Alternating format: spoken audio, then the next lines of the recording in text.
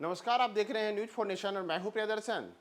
मुजफ्फरपुर में बिल्डर आशुतोष शाही की हुई हत्या के मामले में अब पुलिस की ओर से एक बड़ा खुलासा किया गया है और इसमें पहली बार आशुतोष शाही पर हमला करने वाले, उन पर गोलियां दागने वाले जो हमलावर हैं, उन सब को लेकर के सीसीटीवी फुटेज सामने आया है, जिसमें हमलावर कैसे आए हैं, कहां से आए हैं और किधर वो गोली चलाने के बाद भागे हैं, इन सब को लेकर के अब पुलिस की ओर से जो सीसीटीवी फुटेज सामने आए हैं उसमें बड़ा खुलासा हुआ है। दरअसल आशुतोष शाही, जिनकी हत्या शुक्रवार रात मुजफ्फरपुर में की गई, उनके साथ साथ उनके दो बॉडीगार्ड भी इस हत्या में गोलीबारी में मारे गए हैं, जबकि उनके वकील और एक अन्य बॉडीगार्ड का अभी भी अस्पताल में उपचार चल रहा है। इस मामले के बाद अब बिहार में सियासत भी गरमाई हुई है। भारतीय जनता पार्टी, जो बिहार में विपक्ष में है, वह लगातार नीतीश सरकार पर हमलावर है और बिहार में इस प्रकार की अपराध की घटनाओं के लिए राज्य की नीतीश सरकार को जिम्मेदार ठहरा रही है। तो इन सब के बीच अब आप यह देखिए, जो ये मुजफ्फरपुर में बिल्डर आशुतोष शाही की हत्या हुई है,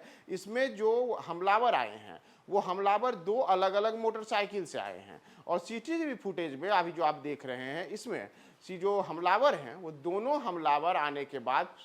अब मोटरसाइकिल पे बैठे हुए हैं। जो दोनों मोटरसाइकिलों पर बैठे हुए हमलावर हैं, उनको देख करके ऐसा प्रतीत होता है कि उन सब ने अपने आप को पहले से ही इस बात की पूरी तैयारी करके आए थे कि उनकी पहचान उजागर ना हो। इसके लिए उन लोगों ने हेलमेट भी लगा रखा था और कहा जा रहा है कि ये जो फुटेज है, जिसमें अभी आप देख रहे होंगे जो हमलावर हैं वो बाइक से सीधे जा रहे हैं, ये उसी समय की घटना का फुटेज है जिस समय आशुतोष शाही जब अपने वकील के साथ बैठ करके वार्ता कर रहे थे, तो उसी दौरान उन पर गोलियां दागी गई थी। तो ये हमलावर भी उसी समय आते हैं, इसी बाइक से आते हैं, उतरते हैं, गोलियां चलाते हैं और गोलियां चलाने के बाद वहां से फरार हो जाते हैं। उनकी पहचान उजागर न हो, इसके लिए हमलावरों ने पहले से पूरी तैयारी की थी और अब यह बात सीसीटीवी फुटेज से भी सामने आई है कि उन्होंने पहले से ही हेलमेट लगा करके अपनी पहचान छुपाने का पूरा इंतजाम कर रखा था और उन्होंने समय भी वह तय किया था जिस समय रोड पर ज़्यादा भीड़ भाड़ ना हो,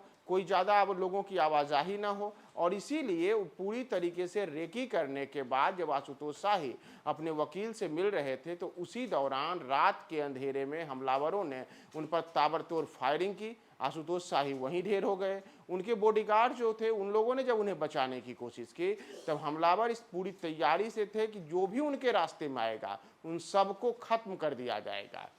तो हमलावरों ने पहले आशुतोष शाही को गोली मारी और उसके बाद जब उनके बॉडीगार्ड्स उनको बचाने के लिए गोली की आवाज़ सुन करके आगे आए, तो एक के बाद एक उन्होंने उनके बॉडीगार्ड्स को भी ढेर कर दिया और साथ ही साथ जो वहाँ पे वकील थे, उन वकील को भी गोली लगी है और इस मामले में आशुतोष शाही सहित उनके जो दो बॉडीगार्ड्स थे, उनकी मौत हो चुकी है। इसके अतिरिक्त जो उनके वकील और एक अन्य बॉडीगार्ड है, उसका उपचार अभी भी चल रहा है। तो बिहार पुलिस की ओर से जो अब एक बात सामने निकल करके आई है कि उन्होंने सीसीटीवी फुटेज के माध्यम से अब इस तह पे जाने की कोशिश की है कि आखिर ये हमलावर कौन थे, बाइक किसका है और ये जो पूरे के पूरे उस दौरान जो वहाँ पे मोबाइल तमाम चालू थे, उन सबको सर्विलेंस पर लेकर के अब इस बात की तैयारी की जा रही है कि ये हमलावर कहाँ से आए थे, उनकी पहचान कैसे उजागर हो। तो पुलिस के द्वारा अभी जो फिलहाल इस घटना के बाद अब तक में जो अनुसंधान के क्रम में पाया गया है, उसमें बताया गया है कि उनके पास इस सीसीटीवी फुटेज के माध्यम से एक बड़ी जानकारी हासिल हुई है और जल्द ही जो हमलावर हैं उनकी पहचान होगी,